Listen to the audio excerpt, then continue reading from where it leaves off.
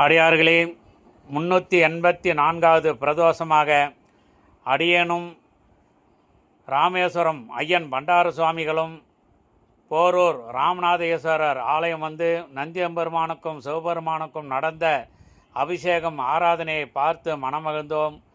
அந்த நல்ல நேரத்தில் அனைத்து உயிர்களும் அனைத்து மக்களும் நலமாக வாழ வேண்டும் என்று பிரார்த்தனை செய்தோம். திருச்சிற்றம்பலம்.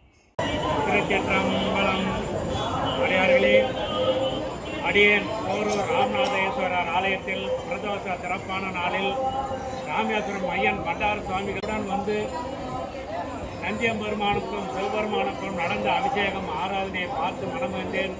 இந்த நல்ல நேரத்தில் அனைத்து உயிர்களும் அனைத்து மக்களும் நலமாக வாழ வேண்டும் என்று ஐயன் பண்டார சுவாமிகளும் அடியேனும் பிரார்த்தனை செய்தோம்.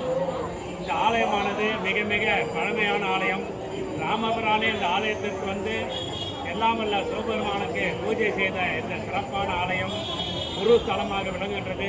இந்த பதிவை காணும் அடியார்கள் வாய்ப்பு கிடைக்கும் பொழுது போரூருக்கு வந்து ராமர் வழிபட்ட ராமநாதேஸ்வரரை வணங்கி தாங்களுக்கு என்ன குறையோ அதை மனதால் பிரார்த்தனை செய்து கொள்ளுங்கள்.